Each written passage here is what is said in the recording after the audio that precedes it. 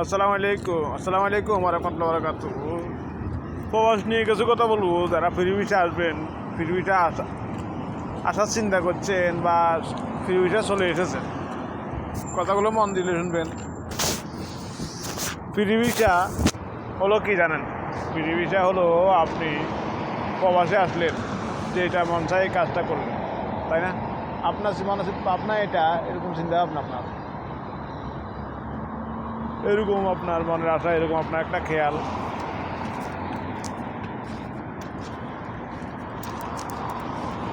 আপনি বিদেশে আসলে ফ্রি ভিসা আপনি কাজ করতে পারবেন।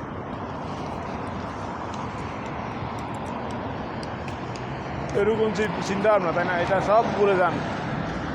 আপনাকে দালালে, আমাদের কিছু দালালে, আমার বাংলাদেশে বেশি মানুষ হত দরিদ্রকে পুঁজি করে বহুত মানুষ লাভবান হয়ে গেছে। হত দরিদ্রদেরকে মাটির সাথে মিশিয়ে দিচ্ছে ফ্রি ভিসার নাম বলে, প্রবাসে এনে মিডিয়ার কথা বলে।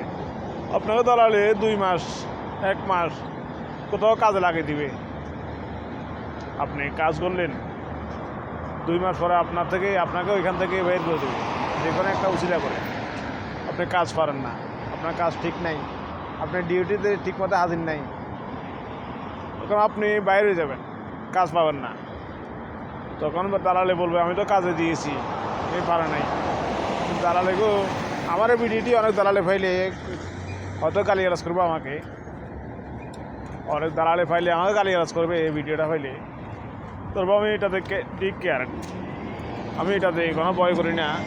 আমি যে ঠান্ডাতে আছি ওমান মাস্কাট এটা, কারণ পৃথিবীতে অনেক লোক এসে নিঃস্ব হয়ে যায়, 3 লাখ টাকা 4 লাখ টাকা খরচ করে। আপনি বছরে 2 মাস কাম করতে পারলেন না,